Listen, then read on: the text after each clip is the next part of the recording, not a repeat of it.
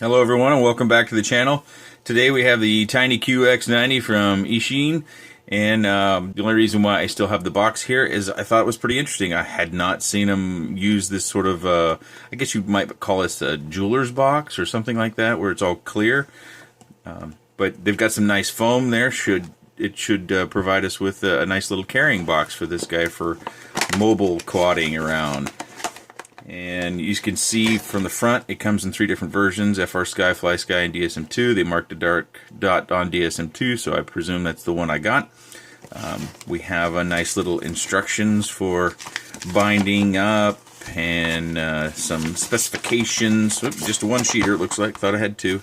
And it also has our VTX channel list, which is a nice thing that we don't have to look that up, especially if you just keep this inside the box and you're flying with friends. You can get off channels.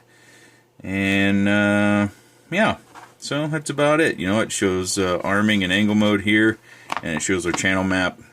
A few details there. But we'll go through those things and we'll look at Clean Flight. Let's get her out of the box and take a look. A bit of an unboxing. I don't typically do that, but we need to know what comes inside and how it comes.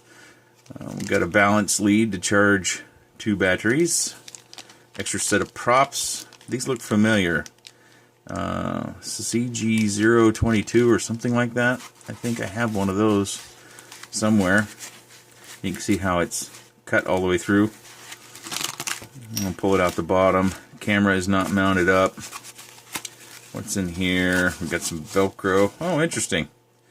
Velcro with a rubber band, and they cut it in the same shape as the frame.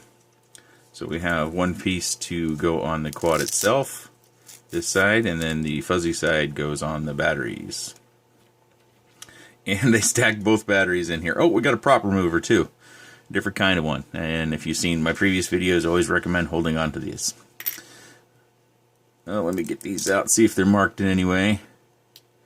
600 mAh, single cell. So we should get some pretty long flight times. Oh, and it came with 2 extra motors, one clockwise and counterclockwise. So let's look. Oh, it all uses that same board I put in the E101 frame. That's interesting. They got the battery lead running out the front, and it also comes with a really tiny receiver in there.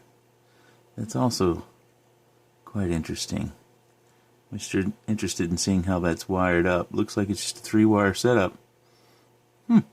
Alright. And we can see that the camera is wired directly to the voltage lead, and then, yeah, the ground as well. I know it's difficult to see. I'll get a pointer. So the camera comes down here, wired right to the same solder points as our battery lead. We have our USB port. We have these little standoffs at the bottom. Well, you can see our board's not flat too. It's going to mean calibration for horizon and angle mode. A bit of a challenge. So anyways, even if this frame doesn't last, you could buy E101 frame and stick a good portion of these guts inside. You can't use the motors because they're too big, but if you buy some 6mm motors, you can take this board, take this receiver, probably even use these props in this camera. I don't remember which one this is. Most of these cameras that aren't the FX798 come in around 7 grams. But that will still get you up in the air for the most part. So that's an option if the frame doesn't last. Wonder how we're supposed to mount this. I suspect the use of a rubber band. Well, that's not in there very well. You can see that wobbling around. Is it on some foam tape in there? Or is it just stuffed in there? And we should be able to put this here. Looks like it should grab a hold of the bottom part of the frame here. Let's see if that... It's surprising it's not mounted up already. Now we're going to have to get some foam tape out. Probably want to mount it, if you can see that, probably want to mount the back edge, get some up tilt on this just at least a little bit. We could probably, let's try using the rubber band first. I'll get this sorted out and we'll be right back. Okay, so you could use the rubber band, and you do get a bit of up tilt just using the rubber band.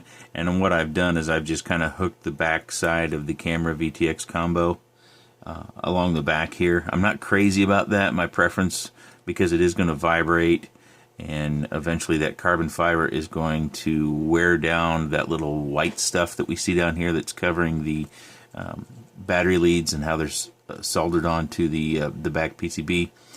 I think it would be best advised to still use some foam tape. You can use the rubber band in order to provide some additional support. Also, you know, we're going to be having this carbon fiber right along this back end, so I'm not crazy about those two things. Carbon fiber is conductive, even though it's isolated by the nylon. I would prefer not have it. Carbon fiber can be kind of rough and wear like a file, especially the edges on our electronic components. But this should get you up in the air. This features an F3 flight controller. It was the tiny one I was talking about earlier with that I used on the custom E101 Whoop or E-Whoop, whatever we want to call that. It's got, not all these, but some of these have 4 leaves. Some only have 3. Extra motor stuck to the side there. So the specifications for this have it listed at 39 grams. Let's double check that. Got our scale zeroed out. Here we go. 39 grams or bust, right? 36.1. Let's add some Velcro. Maybe they were including that. They did say dry weight. I was a little bit surprised they used that term as well. Let's put the Velcro in there. 37.3. So it's actually lighter than they say. If we add a battery for a bit of thoroughness, 53.1. So all up, pretty light. 90 millimeters motor post to motor post. 53.1 grams. I think we're in pretty good shape. This should fly fairly well. One of the things that I tend to do is, and I'm going to do it to this one as well, is I'm going to take a zip tie.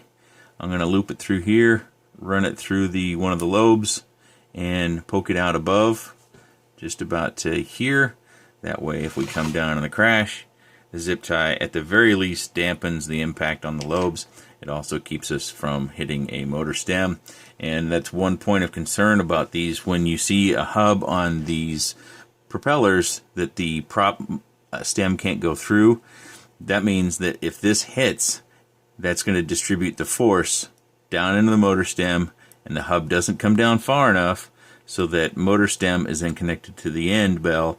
If it pushes that out, which can happen and does happen to a lot of people out there, that motor's dead. There's no repairing it.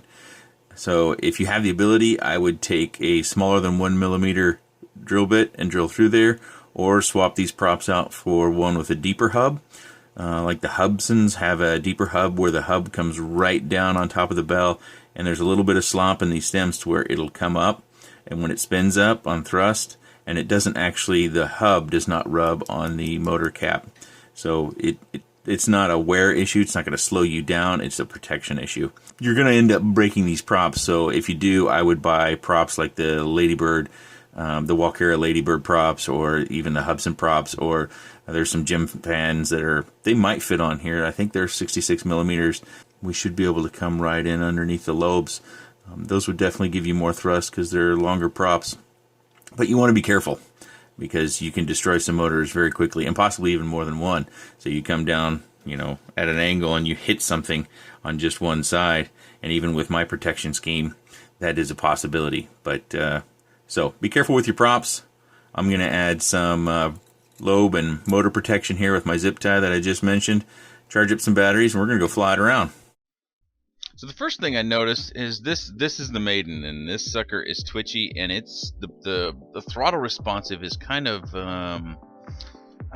it's hard to describe. It's almost like it's too quick. And then what I found in subsequent flights and testing was that the props would actually start to spin up before I actually moved the stick. You know how in your receiver tab you'll see the values twitching there a little bit, and I don't know if it's that twitch or if it's just the values that cause the props to spin up.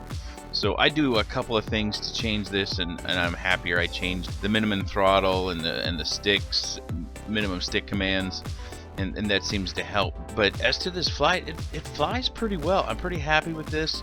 The F3 boards fly great, and we got ourselves a little crash there. I'd like to include those.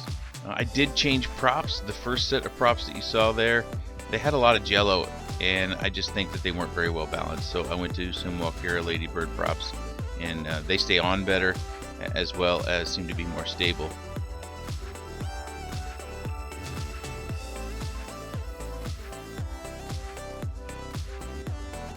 And you can see there that I don't quite have enough throttle punch when I get a little bit more pitch in order to carry myself out of it. So you have to manage your pitch a little bit more with this one, because it does like to lean forward and go. And on this final flight that we're going to show, it does tend to do a little bit better, because I'm starting to get more used to it. Sometimes it's difficult when you're flying a bunch of different things to be as responsive as we need to be on the sticks. So this is the final flight in this video, and I'm starting to get things under control. I've kind of changed a few things. My rates were a little bit too twitchy to start with, and so I had to pull those back down a little bit. And I don't think I changed anything other than the pitch eye, and I only did that because I noticed the nose was bobbing up pretty heavily, and that may have been to do with the center of gravity with the battery location. May have been causing that, because I do have the thicker, or the bottom end of the battery towards the rear of the quad. So you might find, if you mount it differently than I have, that you don't have that same experience. Of the ones that I have flown, this would have to be near that top of the tier, and it's probably at the top of the tier for a couple of reasons. It's lighter, it has a decent camera, it has a good flight controller in the F3 flight controller. In the version that I have, they used the smaller version of the flight controller, so that even decreased the weight more, but it has all the same features of the longer version.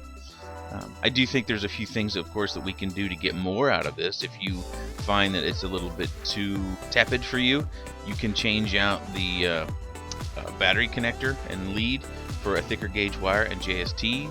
They tend to allow us to deliver more energy to the motors. You can also change out the battery with that to something that's a little bit more aftermarket. There are a number of batteries you can get. My personal preference on just about all batteries, when I can find one that fit the size I'm looking for, is buying my batteries from mylipo.us and .de. Getting batteries can be tricky though, because of shipping. You may find you have to go through Hobby King. The nanotechs tend to work pretty good. The single cell nanotechs tend to work pretty good for 10 or 15 flights, and they seem to start to fall off. And I haven't been flying those very much in the last, I would say, 8 months, so maybe they've gotten better during that time. I think that's enough of me talking. I'm just going to bring up the volume on the music and enjoy the flight. And when we get done with the flight, we'll come back and we'll take a look at clean flight, so I can show you what my near final settings were.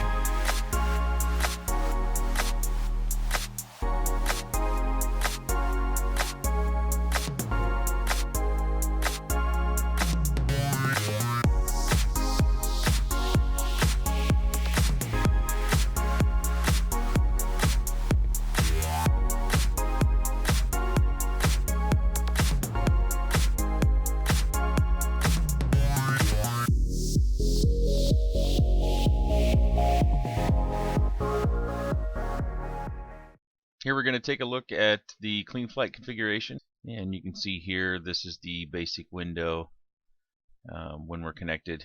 A ports tab. I'll go fairly quickly here, so if there's something you want to look at, just go ahead and pause the video and take a closer dive at what we're seeing here. You can see I've got my min throttle set at 1055, and I am using motor stop. Now let's scroll down here. There's not too much in here I recollect we need to look at, but just in case you're there's telemetry on there. And then fail safe, I usually set that to drop rather than land. I just want it to fall out of the sky. I don't want it to get away from me. PID tuning, which is probably the part you're looking at the most. I didn't change much. I think I've changed the eye on pitch up 10 points, and then you can see my rates there.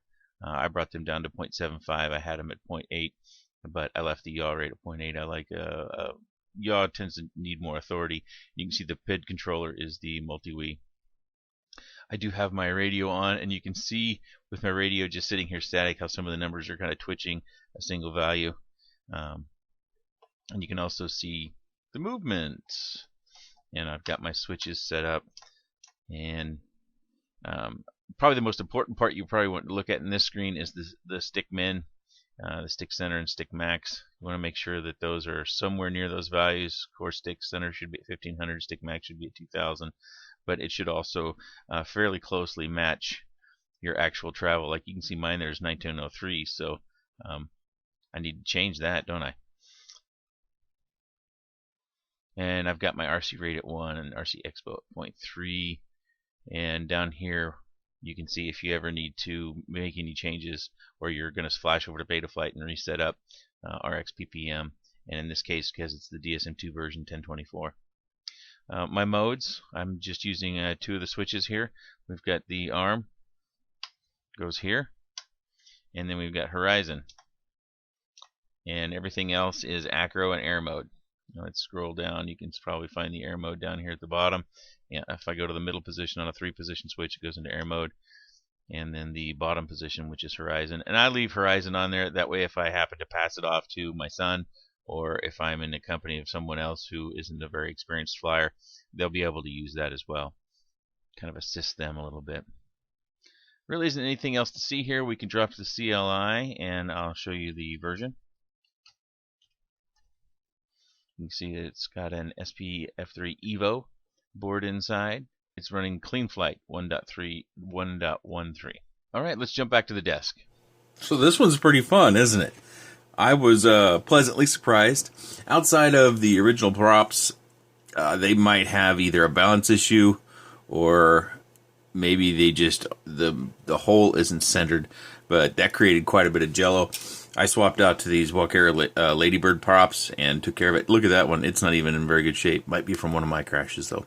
I did mention in the previous section about the gem fan props, and they're not going to work, unfortunately. So if we put our props over the motor stems, just to do kind of a dry fit example, they are going to hit. So these won't work. Darn. Here's a look if you're not familiar with the Hubsan Clears.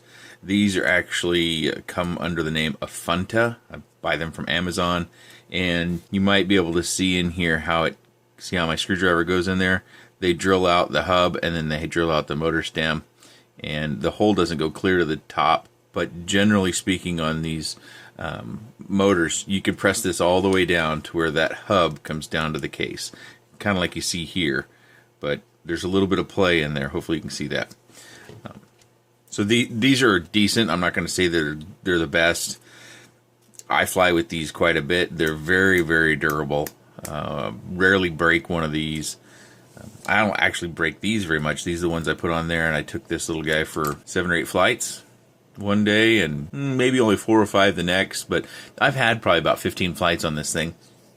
None inside, because the weather's still decent. Here we are, November, second week in November, and we still have decent weather here in the Midwest. So I was out enjoying that. But these Ladybird props are probably some of the better props on the market. So if you're buying this, I would definitely pick up a set of these when you're buying it as well. I'll leave links in the description down below so you can find not only the QX90, but also the Walkera Ladybird props. Something else that you might find different about how I set mine up versus how you might see other people set theirs up, I like to keep my profile low. If you've seen any of my other videos, you know that when it comes to crashing, the taller your profile is, the more likely you are to have some sort of damage.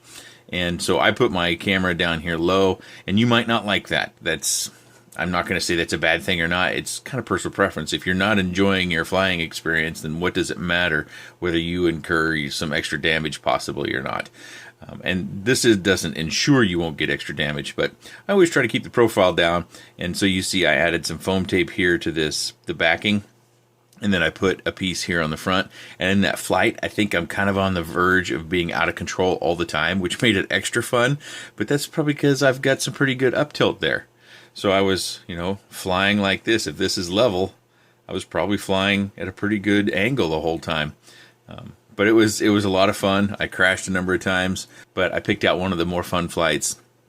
When the props in your view, you do get a little bit of that prop jello in the video, and that's just due to the props whizzing by the camera. There's really not much you can do other than to mount the camera on top, and you may still get some of that, but it'll be in the bottom part of your view rather than the where you saw it in my video. I did lose a standoff. You can see he's missing right here.